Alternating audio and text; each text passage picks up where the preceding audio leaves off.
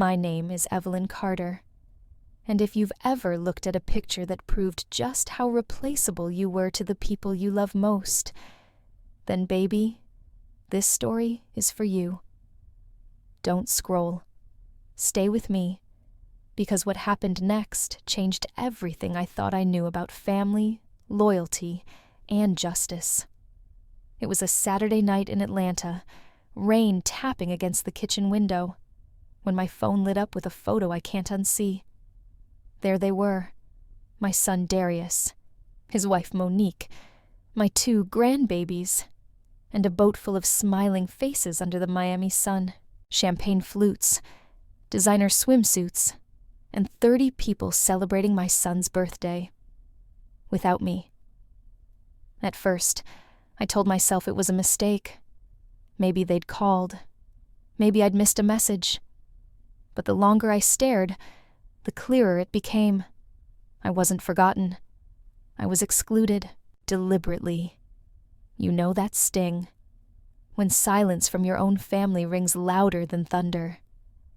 I sat there, in my small, warm kitchen, surrounded by the smell of collard greens and lemon candles, feeling invisible in the life I built. 9 hours later, a different sound filled that same house, Monique screaming so loud the neighbors called the police. So if you're watching this, go ahead and hit that follow button. I want you with me as I tell you how one woman's quiet heartbreak turned into the sweetest, smartest justice Atlanta's ever seen. Monique had that kind of sweetness that could rot your teeth if you weren't careful. For 3 years, she's been my son's wife. Beautiful, ambitious, the kind of woman who spoke in polished sentences and smiled like every word was rehearsed. Folks in Atlanta call women like her Southern charm with steel inside. When she married Darius, I told myself I'd be patient. She had a strong personality, a modern woman, different generation, different rhythm. But over time, I realized patience to her meant permission. Permission to host family dinners without me. Permission to forget my birthday calls. Permission to shape my son's world until there was no space left for his mama. And then came that conversation, right here in my kitchen. Monique leaned against my counter, not a hair out of place, her perfume floating in the air like she owned the oxygen, and said, "Mama Evelyn, the yacht's just not big enough. You know, it's a younger crowd. Lots of dancing, late nights. You'd be miserable, honey." I smiled the way Black women have smiled through insult for generations. The smile that says, "I see you, but I'll let you think I don't." "Of course, sweetheart," I told her. "You all have fun."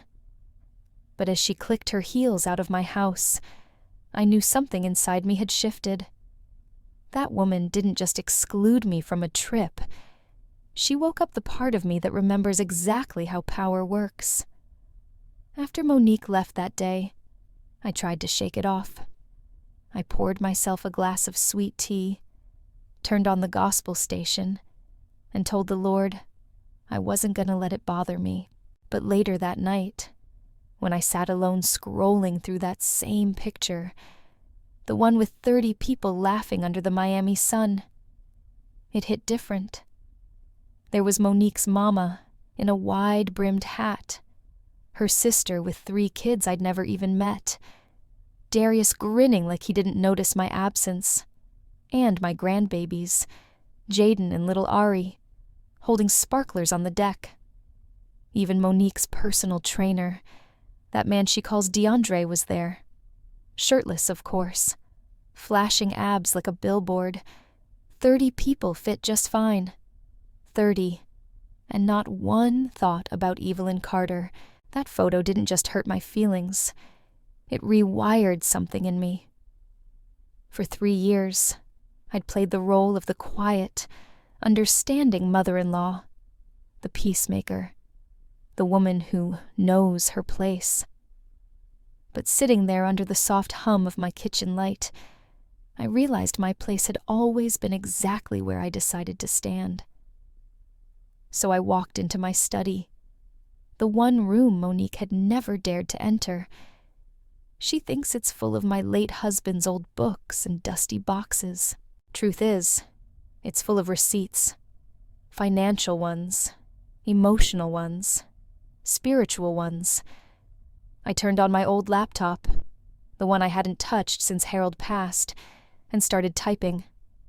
9 hours later, the first domino fell. And if you think this story's about revenge, you're wrong. This is about remembering who the hell I am. When I tell you I wasn't always just somebody's mama or grandma, believe that. Before life slowed me down, I taught finance at Spelman College for 20 years.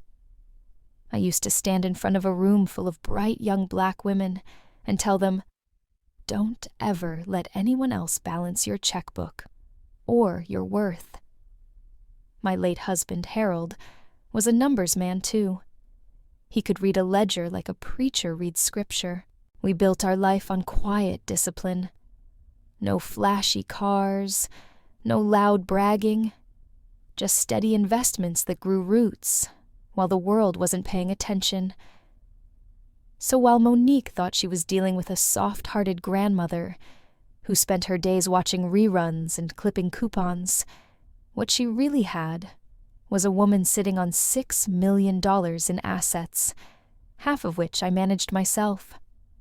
That night, after I saw that yacht photo, I called my old friend and former student, Dr. Naomi Ellis, now one of Atlanta's top investment advisors. She picked up on the first ring. "Professor Carter? Lord, it's been years. What's got you calling me after midnight?" I told her the truth. "Naomi, I think it's time I buy something personal." 2 days later, with Naomi's help, I quietly acquired 49% of Carter & Lane Creative Agency, Monique's pride and joy, through an investment company called Harbor Light Holdings. The deal went through smooth as butter. Monique was so busy chasing clients and luxury brunches, she didn't even notice who signed the wire transfer. I leaned back in my chair, sipped my coffee, and smiled. People love to say money can't buy happiness. Maybe not. But it can sure as hell buy access. And access, when used right, is the most elegant revenge there is. 2 mornings later, I walked into Harbor Light Bank, dressed in my Sunday best. Pressed slacks, pearl earrings, and my "Don't Test Me" lipstick. The young man behind the counter looked up and gave me that polite, automatic smile people reserve for church ladies and grandmas buying CDs for their grandkids. "Good morning, ma'am. How can I help you today?" I slid the folder across the counter and said, "I'm here to finalize a corporate investment. It should be under Harbor Light Holdings." The smile faltered just a little. "Oh, of course, ma'am. Let me get the financial officer." While he scrambled, I took a slow breath and looked around.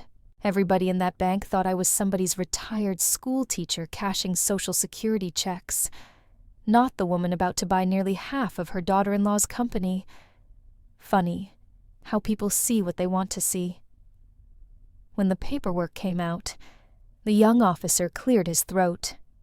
"Mrs. Carter, this is a fairly large acquisition. Are you sure you understand the—" I raised an eyebrow, leaned forward and said, "Son, I taught finance before you learned long division. Hand me the pen." He blushed so hard I almost felt bad. Almost. By the time I finished signing, the ink barely had time to dry before I felt something settle inside me. Not anger, not pride, just clarity. For the first time in years, I wasn't waiting to be invited to the table. I was buying the damn table. Walking out into the crisp Atlanta air, my heels clicking on the sidewalk, I felt 20 years younger. Folks stared, probably wondering what a woman my age was smiling about. If only they knew the empire I'd just set in motion, one signature at a time. New Year's Eve rolled in with the kind of stillness Atlanta only gets once a year. The city half asleep, streets glistening with leftover rain, and fireworks warming the sky over Peachtree. Somewhere down in Miami, my family was clinking champagne glasses, laughing over my son's birthday, too busy to remember the woman who taught him how to tie a tie. Me. I was home, in my kitchen, with a pot of gumbo on the stove, and a plan simmering right beside it. The deal with Harbor Light was sealed, but that was just the opening move. Power is never about possession. It's about precision. So I opened my laptop again and pulled up the books for Carter and Lane Creative Agency. Monique had never imagined that her sweet old mother-in-law could navigate QuickBooks faster than a Wall Street analyst. But baby, I didn't spend 20 years teaching financial ethics for nothing. Within 3 hours, I spotted the first red flag: duplicate invoices, inconsistent billing, payments routed through something called Wellness Experience Project. That name sounded innocent enough, until I traced the expenses to Miami hotel suites and consulting fees, under one particular name, DeAndre Willis. Oh, Monique. She thought she was untouchable. All smiles and filters, selling the illusion of perfection. But the math never lies. By midnight, while fireworks exploded outside my window, I scheduled a comprehensive financial audit for January 3rd. Then I poured myself a glass of champagne, raised it toward the quiet night, and whispered, "Here's to new beginnings." People celebrate New Year's wishing for peace, love, and prosperity. Me, I was toasting to justice, the kind that comes served cold, with immaculate paperwork attached. January 2nd dawned gray and heavy, the kind of Atlanta morning where even the air feels undecided. I woke up before the sun, poured my coffee, and opened my laptop again, ready to see just how deep Monique's rabbit hole went. Let me tell you something about numbers. They don't gossip, they don't exaggerate, and they sure don't lie. Within the first hour, I saw enough creative accounting to make Enron blush. There were invoices duplicated down to the cent, consulting fees, billed to non-existent clients, and wire transfers labeled wellness partnerships, routed to an account in Miami. Every transaction had Monique's fingerprint on it. Slick, careless, dressed up to look legitimate. But when you've balanced ledgers as long as I have, you can spot dishonesty by its rhythm. Money stolen always moves differently. It dances too fast, spins in circles, hides behind fancy words. The deeper I dug, the more the puzzle took shape. Turns out, Monique wasn't just pocketing money. She was using Carter and Lane funds to bankroll that pretty boy trainer of hers, DeAndre Willis. Airfare, luxury hotels, spa weekends, private fitness retreats, all paid for with company credit cards. Now, I could have stopped right there, called my son, blown the whole thing up. But where's the satisfaction in that? Justice isn't about shouting first. It's about waiting until they can't talk their way out. So, I documented everything. Screenshots, statements, receipts, dated, signed, and filed like a sermon waiting to be preached. Every lie Monique ever told was suddenly numbered, formatted, and neatly alphabetized. And while she was still in Miami, smiling for pictures and hashtags like Stress Boss Life and Blessed and Booked, I sat in my quiet kitchen with my gospel playlist humming low and thought, "You bless yourself when you think nobody's watching. You book your fall. When you forget, someone like me keeps records. You ever notice how liars leave breadcrumbs? Not the kind you can see right away. The quiet kind. The ones they forget they dropped because they're too busy feeling clever. That was Monique. Polished, careful, charming in that corporate brunch kind of way, but careless in the details. And baby, the details are where the truth likes to hide.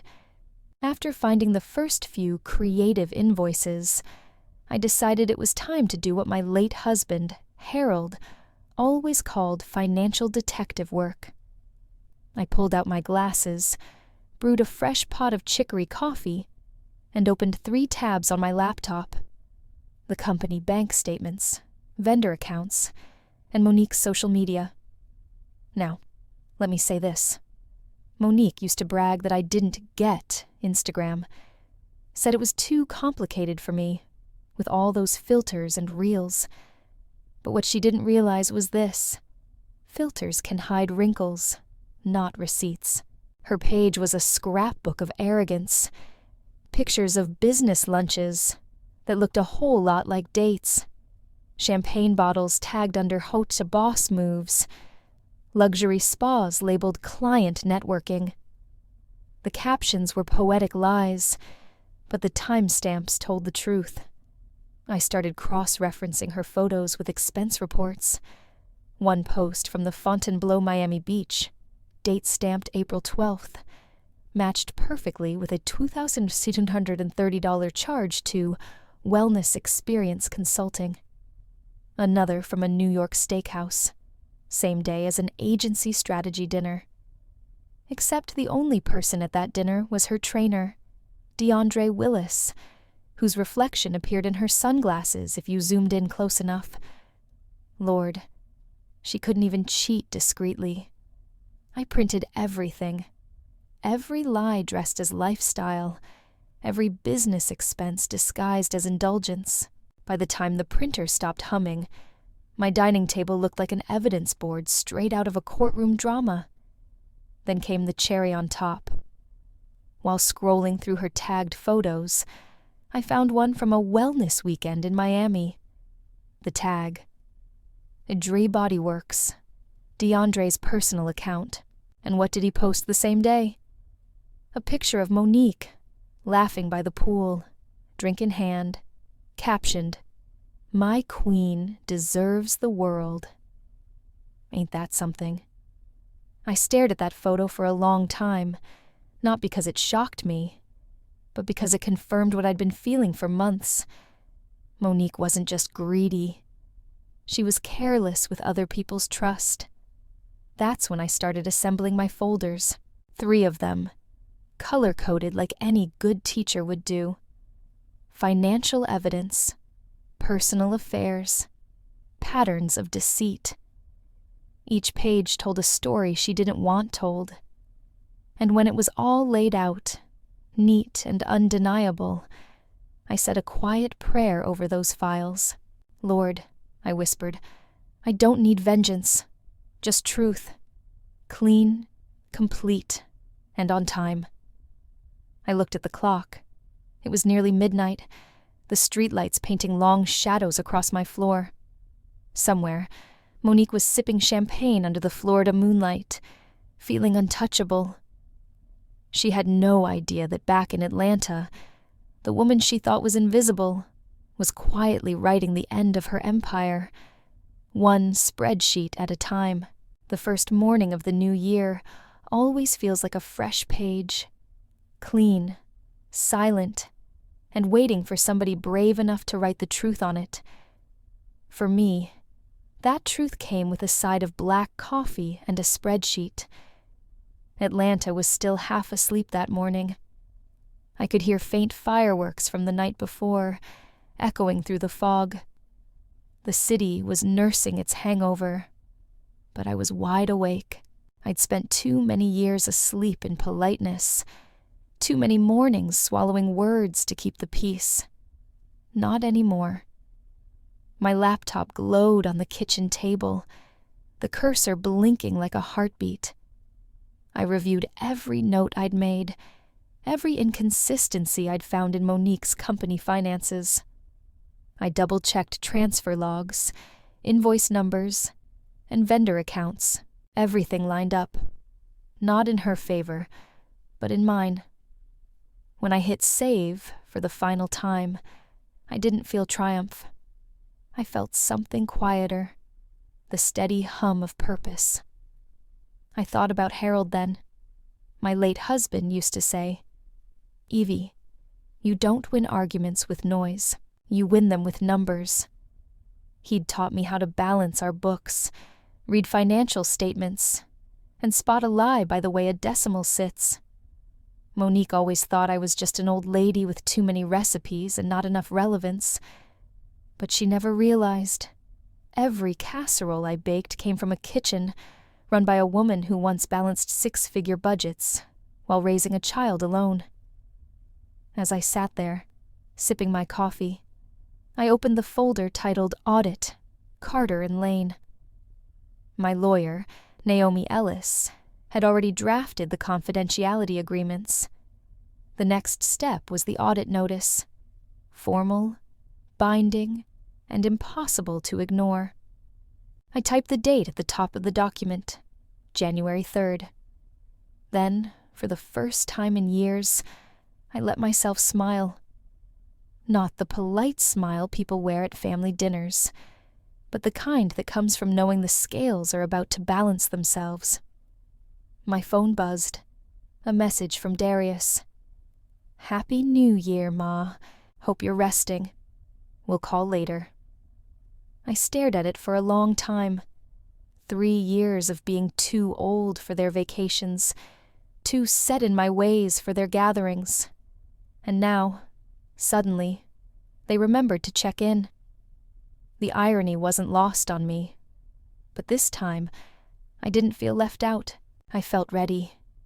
Ready to remind them, and her, who I was before they rewrote me into the background. I closed my laptop and walked to the window. The sunrise had just begun to cut through the mist, slicing the sky in half. Night retreating, morning claiming its place. That's when I whispered, "Harold, your girl's about to make things right." Because justice, when it comes from a woman like me, doesn't arrive with a shout. It walks in quiet, documented, stamped, and ready to testify. And in 2 days' time, Monique Lane, my polished, perfect daughter-in-law, was going to learn exactly what it felt like to underestimate a woman who built her own kingdom while everyone else was counting her out. New Year's Day crept in quiet, like the world had hit pause for a moment of mercy. Most folks were sleeping off champagne and resolutions they'd forget by February, but not me. I was up before dawn, hands wrapped around my favorite mug, the one Monique once said was too bright for company. It was a deep yellow mug, cheerful and stubborn, just like me. Outside, Atlanta was still wrapped in fog, the streets glistening from last night's rain. I took a slow sip and let the warmth settle in my chest. That coffee didn't just wake me up. It reminded me I was still here. I turned on the lamp in Harold's old study, the one Monique always called outdated. To me, it was sacred ground, where my husband and I had balanced ledgers, built plans, and shared dreams. I could almost hear his voice saying, "Evie, the numbers never lie. People do." That morning, I opened my laptop and reviewed every document Marcus and I had prepared for the audit. Every spreadsheet, every transfer, every forged signature Monique thought no one would notice. Everything was neat, airtight, and legal. For a moment, I just sat there in the glow of the screen, feeling the calm before the storm. Not the angry kind of calm, the steady, quiet kind that comes when you finally stop doubting yourself. I whispered into the empty room, "Harold, I'm not doing this for revenge. I'm doing it because somebody has to remember who we were. Honest, hard-working, unbreakable. Then I closed the folders, sealed them in a leather case, and called Marcus. "Morning, Mrs. Carter," he said, sounding alert. "Everything's ready. The audit starts January 3rd. "Good," I told him. "Let's make sure it's done by the book. I don't want drama. I want facts." He chuckled softly. "You're tougher than most of my corporate clients." "Baby, I've lived through marriage, motherhood, and Monique. You think an audit's gonna scare me?" We both laughed, but beneath the humor, there was something deeper. Resolve.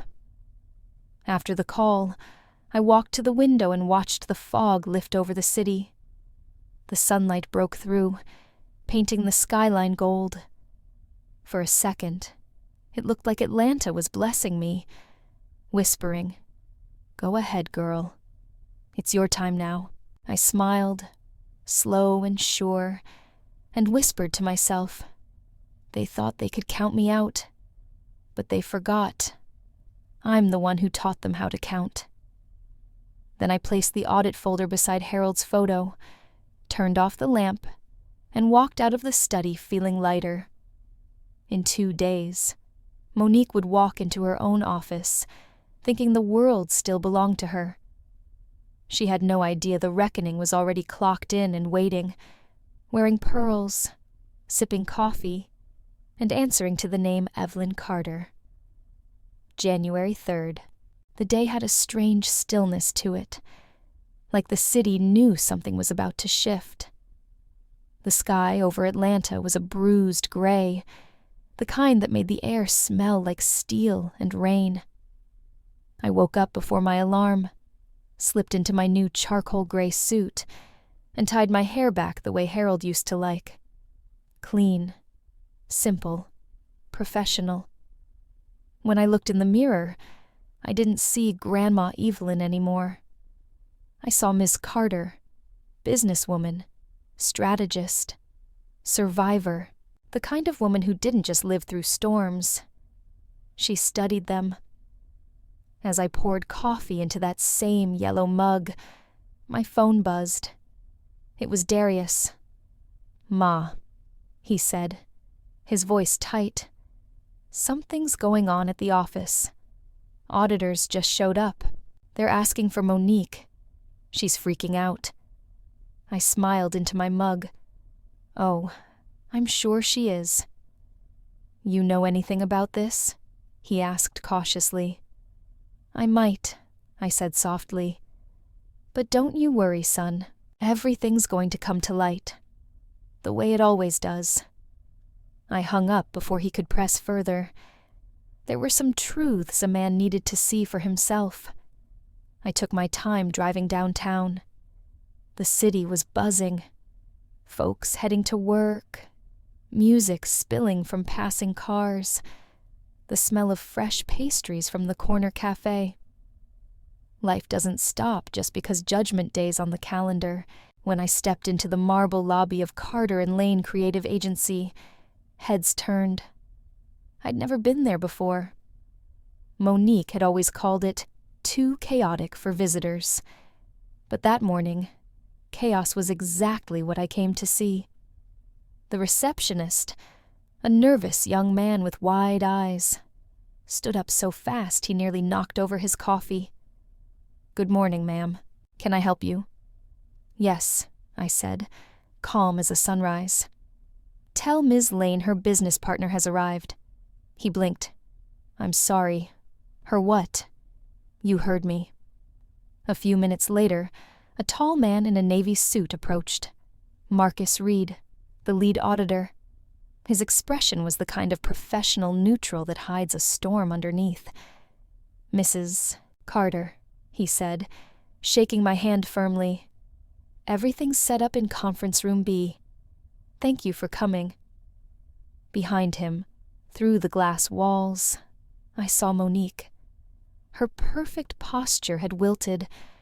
Her usual honey-smooth confidence was replaced by a tight, panicked smile.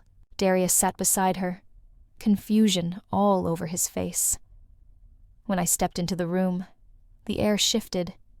You could feel it, like someone had opened a window after years of stale air. "Mrs. Carter," Monique started, voice trembling but polite. "I didn't realize you'd be joining us today." I set my briefcase down on the polished table, every move deliberate. "That's because you didn't read your partnership contract carefully, sweetheart." Her eyes narrowed. "Partnership?" I nodded.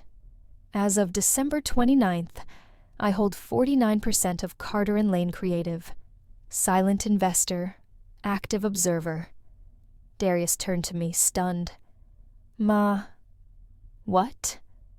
I met his gaze. Calm, unflinching. "You'll understand soon, baby." Marcus cleared his throat and began the meeting, flipping open his folder. "We've identified several major financial inconsistencies, including duplicate billing, misappropriation of client funds, and personal expenses disguised as business transactions." Monique's face drained of color. "Those are clerical errors. Misunderstandings." Marcus slid a stack of papers across the table. "We'll let the evidence speak for itself." I folded my hands and leaned back in my chair. My voice was steady, almost gentle. "Well, Monique, looks like those details you love so much are finally catching up with you." Her glare could have cut glass, but me. I just smiled, serene and unbothered, because for the first time in years, I wasn't defending myself. I was defining the truth, and baby, truth looked good in a gray suit. Marcus started the meeting like a man stepping onto holy ground, careful, precise, and ready for revelation. He connected his tablet to the screen, and a set of spreadsheets appeared, clean, color-coded, and damning.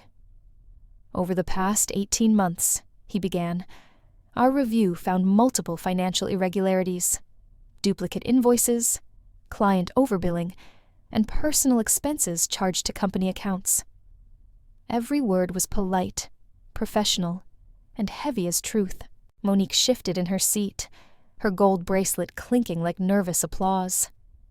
"That's absurd," she said, voice high, sugar sweet.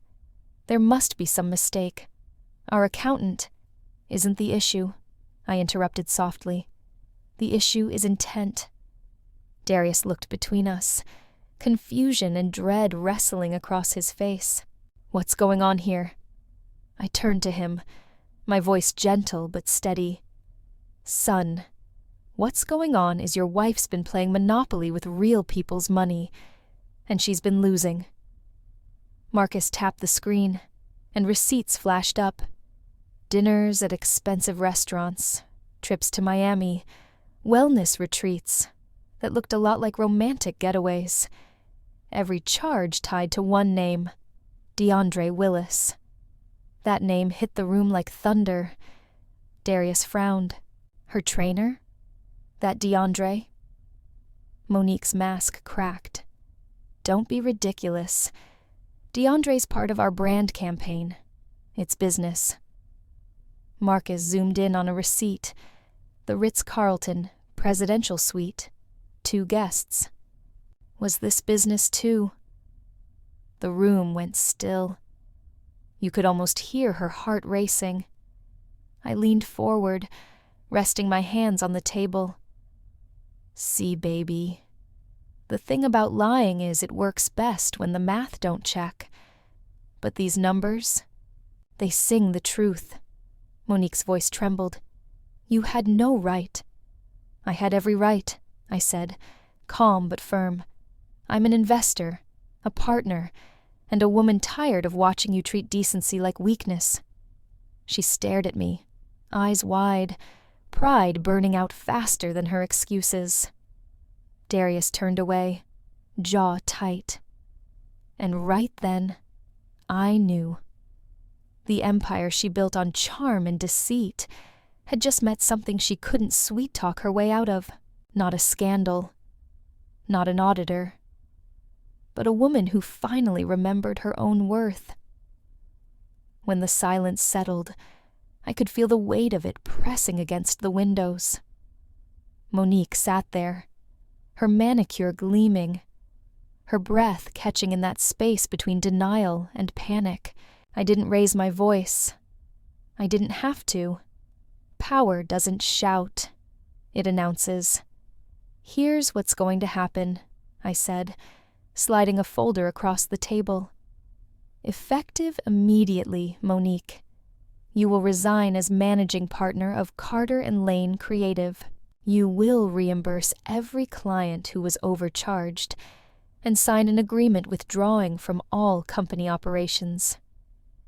She blinked at me, then let out a shaky laugh, the kind of laugh people use when they're trying to find the floor under their feet. "You can't do that," she said, voice sharp now. "This company is mine." Marcus cleared his throat, tapping a line on his report. Actually, with the new ownership structure, Mrs. Carter represents the controlling interest through Harbor Light Holdings. Her head snapped toward me. You bought into my company?" I smiled. "Oh no, baby. I didn't buy in. I bought through. There's a difference." Darius looked stunned, his lawyer's brain trying to keep up with the math. "Mom, you own almost half?" 49%, I said. "Enough to stop the bleeding before the whole thing collapses." Monique slammed her hands on the table. "You planned this. You set me up." I met her eyes, calm, unflinching. "No, sweetheart. You set yourself up. I just showed up on time for the consequences." For a moment, no one moved. The air felt charged, thick with the sound of realization. Finally, Darius stood, rubbing his forehead. "Monique, is it true?" Her silence was the answer. I gathered my papers, slid them neatly into my leather case, and stood. "Marcus, proceed with the legal formalities. Monique, I expect your resignation in writing by 5. I walked out without looking back. Sometimes victory isn't loud. Sometimes it's the quiet click of your heels echoing down a hallway that used to belong to someone else. The next morning, Atlanta woke up to a different kind of chill. Not from the weather, but from the news rippling quietly through boardrooms and brunch tables. Carter & Lane Creative Agency was under audit, its glamorous CEO missing from her desk, and people were whispering the name Evelyn Carter with new respect and a little fear. But behind my calm face, I wasn't celebrating. Not yet. Victory feels different when it's family. It doesn't taste sweet. It's more like strong coffee. Bitter, necessary, and sobering. By midday, I received a call from Naomi Ellis. "Evie," she said, "it's official. Harbor Light now holds 74%. The other investors wanted out after hearing about the audit. 74%. Control. Ownership. Justice. In black and white." I thanked her quietly, hung up the phone, and looked around my living room. The same pictures on the wall. My wedding day, Darius as a baby, Harold holding him up to the sky. All of it reminded me that I hadn't started this to destroy anyone. I'd started it to remember myself. But Monique wasn't done yet. She sent me a message, long and trembling. "You've ruined my career. You've ruined our family. I hope you're proud." I read it twice, then typed back only 2 words. "Be accountable." At 5 o'clock sharp, Marcus called to confirm that Monique's resignation had come through. No apology, no explanation, just her signature. Darius didn't come home that night. I figured he needed space.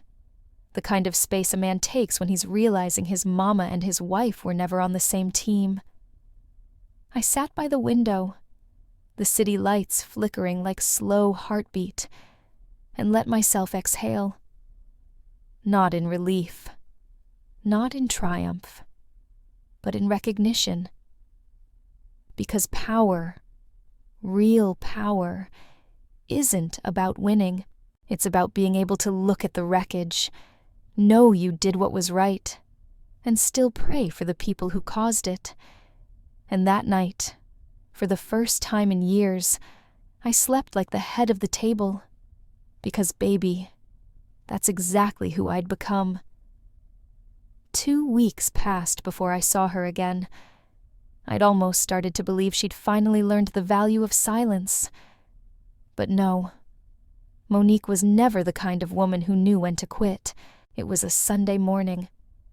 I was out front watering my hydrangeas, wearing my house robe and humming an old Mahalia Jackson tune, when a black SUV pulled up to the curb. Out stepped Monique, heels too high for the driveway, sunglasses too dark for sincerity, followed by 2 strangers in tailored suits and a camera crew from Channel 7 News. "Mrs. Carter," one of the women said, flashing a practiced smile. "I'm Tanya Lewis, with Channel 7. We'd like to speak with you regarding some serious allegations of elder financial manipulation." Now, let me tell you, I've lived 60 years on this earth, and I've been called everything from too strong to too much. But manipulated? That one almost made me laugh. Monique stepped forward, voice trembling just enough to sound tragic. Mama Evelyn's been under a lot of stress since Harold passed, I think. Someone's been taking advantage of her financially. I just want to protect her. Protect me? The same woman who told me I was too old for a yacht now wanted to play the concerned daughter-in-law for television ratings. Lord, the audacity. The camera light flicked on. Tanya leaned closer. "Mrs. Carter, have you recently made any large financial decisions that might indicate exploitation?" I folded my arms, tilted my head, and smiled. That calm Sunday morning in church smile that only black women of a certain age can pull off. "Yes, ma'am. I've made several, including one that saved a company from financial ruin. Would you like to see my records?" Tanya blinked, caught off guard. "Your records?" "Oh, yes," I said, walking back toward my porch. "Why don't y'all come inside? You might want to take notes. It's a long story, and every dollar has a receipt." Behind me, Monique whispered sharply to her crew, but it was too late. Once you invite the light, baby, you can't control where it shines. As I opened the door, I could feel Harold's spirit smiling somewhere above me, probably shaking his head. He always said, "Evie, you got a way of turning storms into spotlights."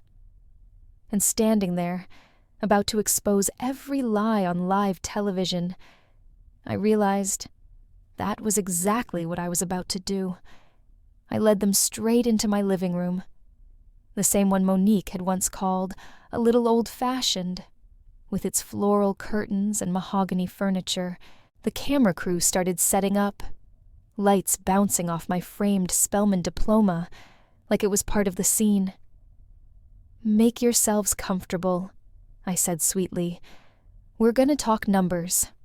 My favorite subject." Monique tried to keep her composure, that perfect PR smile plastered on her face. "Mama Evelyn, this isn't necessary. We just want to make sure you haven't been taken advantage of." I chuckled, the kind of low, amused laugh that says I see right through you, baby. "Oh, don't worry, Monique. I've been taken advantage of plenty. Emotionally, not financially." Tanya adjusted her microphone. Mrs. Carter, have you consulted with a professional regarding your mental capacity for these financial decisions?"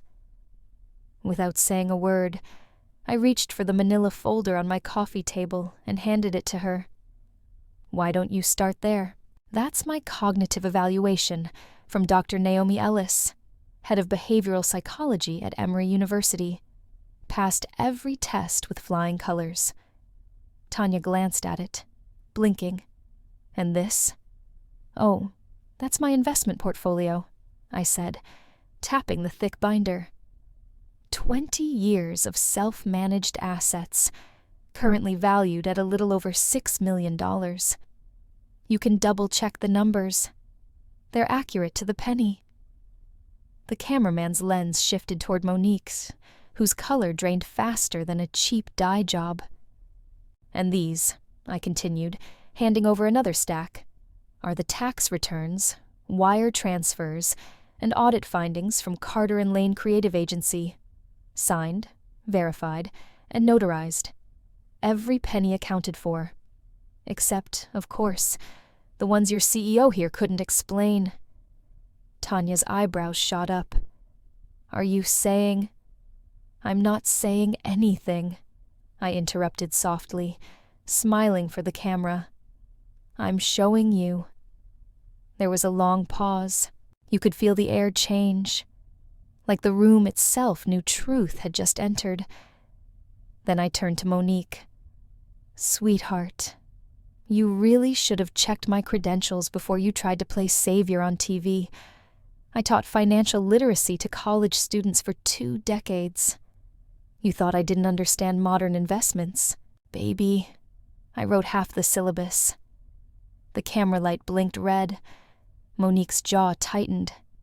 Tanya looked like she'd accidentally walked into a live confession, and I just sat there, cool as a Sunday deacon, sipping my tea while the story rewrote itself. This time, the way it was supposed to be told. For a few seconds, nobody said a thing. The room went so quiet, you could hear the hum of the camera equipment. Tanya kept glancing between me and Monique, like she'd walked into a movie she hadn't read the script for. Monique's smile was gone now. Her voice cracked just a little when she said, "This is a misunderstanding. DeAndre and I were building a wellness program for the company." I raised my hand gently. "Baby, if the wellness program includes the Ritz-Carlton Presidential Suite, I think you misunderstood the assignment." The cameraman's shoulders shook, trying not to laugh. Tanya coughed to hide her smile. I stood up, slow and steady, walked over to my old oak desk, and pulled out another envelope. "Since you're here, Tanya, you might want to take these for your segment. Those are screenshots from Ms. Monique's public Instagram. Dinners, hotels, business retreats. All paid with company funds. Oh, and here's a little bonus. The receipts showing DeAndre's name listed as client entertainment." Tanya looked at Monique. "Is this true?" Monique froze. Her jaw tightened. This interview is over. But the camera was still rolling, and you know what they say. You can't call cut on karma. DeAndre, who had been waiting by the SUV, poked his head through the doorway. "Monique, you said this was going to be a quick thing. What's happening?" I turned toward him, voice smooth as honey. "Oh, we're just talking about your wellness program, Mr. Willis. You got anything to add?" He stammered something about branding partnerships, but Tanya's camera was already zoomed in. You could see it in her eyes. She'd just found her headline. I took a breath, straightened my shoulders, and faced the camera myself. "For the record," I said, "no one manipulated me. I made every decision with a clear mind and a cleaner conscience. But when people use deceit to harm families and businesses, that's not misunderstanding. That's misconduct." Then I smiled, just enough for the camera to catch the gleam. And the thing about the truth? It doesn't need PR. Tanya cut the recording right there. The silence afterward felt holy. Monique stormed out, her heels clicking like a warning bell. Dondre trailed behind her, looking lost and guilty. I turned off the lights, sat back down on my sofa, and whispered to myself, "Harold, I told you. Sunlight always finds its way in." That night, after the camera crew left and the house grew quiet again, I finally let myself breathe. The hum of the refrigerator, the ticking clock on the wall, even the sound of the rain against the window, felt louder somehow, like the world was exhaling with me. I poured myself a small glass of Harold's old bourbon, the one I'd kept sealed since his funeral. "For strength," I whispered, raising it to the ceiling. Because Lord knows, I had needed every ounce of it. The phone rang, slicing through the quiet. It was Darius. "Ma," he said, his voice rough around the edges, the way it used to sound when he was a boy trying not to cry. I saw the segment. I didn't know what to say. I waited. Sometimes silence is the only invitation a truth needs to enter. He continued, voice breaking a little. "She's gone, Ma. Monique left, packed up, took the kids' car, said she needed space. I don't even know where she's staying. The kids are confused. He stopped. I could hear him breathing, steady but shaking underneath. "Son," I said softly, "sometimes people create their own distance because they can't handle being seen. And that's not on you." There was a long pause, then quieter. "You knew all this time, didn't you?" "I knew enough," I answered. "Enough to see the pattern. Enough to protect you and those babies." He sighed, a sound that carried years of pride, confusion, and regret. "I let her talk me into thinking you were difficult, overly sensitive, that you didn't understand modern family life." I smiled, a sad, knowing kind of smile. "Baby, women like Monique don't want family. They want followers. And when you stop following, they start spinning." He chuckled weakly through the static, and for the first time in a long while, we were mother and son again, not adversaries separated by manipulation. "I'm sorry, Ma," he said finally, "for not seeing you sooner." "You see me now," I said. "That's all that matters." After we hung up, I sat at the kitchen table a long time, tracing the rim of my glass with one finger, thinking about how quiet justice feels when it's done right. It doesn't explode. It settles. Around midnight, I heard a soft knock at the door. When I opened it, Jaden and Ari stood there, still in their pajamas, holding an overnight bag and Darius's car keys. "Daddy said we could stay here tonight," Jaden said, eyes wide, voice small. "He's finishing some work." "Of course," I said, pulling them both in. "You know Grandma's house is always open." They ran inside, laughing, tripping over each other's shoes. And in that laughter, I heard something I hadn't in years. Life, unfiltered and honest. Later, after I tucked them in, I stood by their door for a moment, watching them sleep. Children have a way of reminding you that healing doesn't come from revenge. It comes from restoration. I went back downstairs, turned off the lights, and looked out the kitchen window at the city below. Atlanta shimmered in the distance, lights twinkling like quiet stars. I thought about Monique, her arrogance, her charm, her downfall. And though part of me wanted to be angry, another part, the deeper part, just felt sorry. because I knew something she still didn't. Power built on deceit is like glass. It shines bright for a while, until one truth shatters it to dust. I whispered a prayer right then, not for her to suffer, but for her to see. Lord, let her learn, I said softly, and let my family heal. Then I poured the last drop of bourbon into my glass, clinked it gently against Harold's photo, and smiled. For peace, I whispered. Finally, for peace. 6 months later, the house finally felt like home again. The sound of laughter had returned, loud, unfiltered, and real.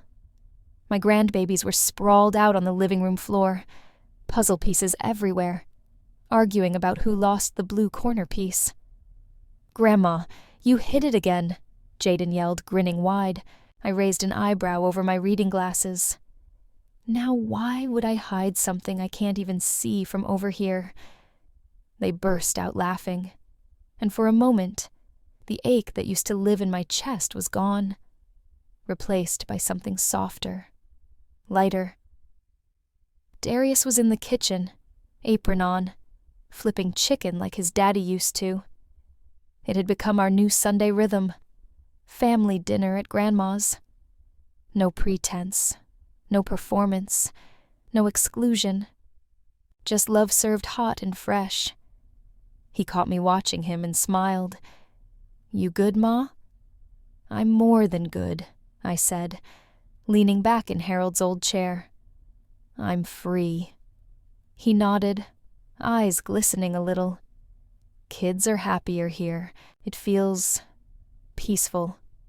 That word, peaceful, carried more power than any victory ever could. Outside, Atlanta's summer light poured through the windows, warm and forgiving. The flowers I'd planted back in January were in full bloom. Pink, proud, alive. For the first time in years, I wasn't waiting for anyone's approval. I wasn't someone's afterthought. I was Evelyn Carter, mother, grandmother, business owner, and woman reborn.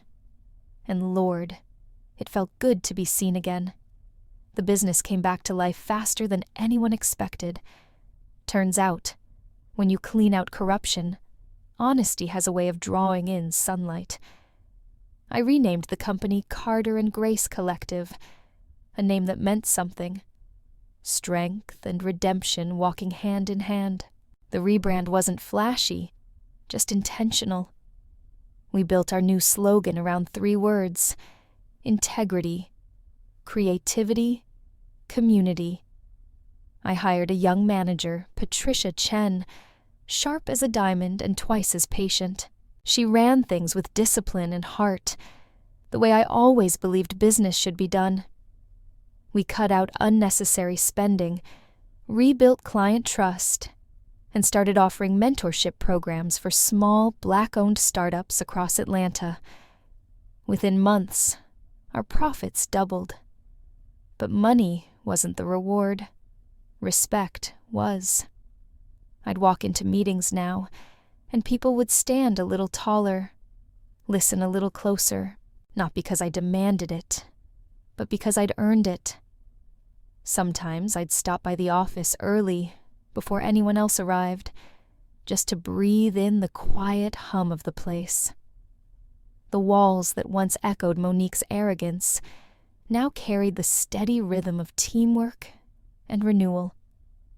As I walked through the halls, I'd think about Harold, about how he'd grin that proud grin of his and say, "Evie, look at you, turning ashes into an enterprise." And I'd smile, because that's exactly what it was. Not revenge, not redemption, but resurrection. A company reborn from betrayal. A woman reborn from invisibility. And a legacy that finally felt complete. News about Monique reached me the way gossip always does, halfway through a phone call that started about something else. Naomi mentioned it first. "You hear? Monique's in Denver now. Small agency job, social media marketing for restaurants. Folks say she's trying to start over. I just nodded, stirring my coffee slowly. Starting over's a good thing. Some lessons don't stick till life writes them in permanent ink. Truth be told, I didn't hate her. I wasn't even angry anymore. Hate is heavy, and I'd carried enough of that weight in my bones to know it don't serve nobody. I heard she and that trainer, DeAndre, didn't last long, less than 3 months before he ran off with someone else. Maybe he saw what I'd seen years ago, a woman more in love with her own reflection than the people standing beside her. Sometimes I think about calling her, not to gloat, not to forgive, just to tell her I hope she learns what real peace feels like, the kind that don't come from power, parties, or pretending, but from telling the truth and standing in it. But then I remember, some people need silence more than advice, so I whisper a quiet prayer for her instead, that she finds grace, that she grows up, that she stops mistaking control for love. Because if life taught me anything, it's that you can't fix broken people who keep sharpening their own edges. You can only stop letting them cut you. The sun was setting low over Atlanta when I finally sat on my porch, a glass of sweet tea in hand, watching the light fade over the magnolia trees.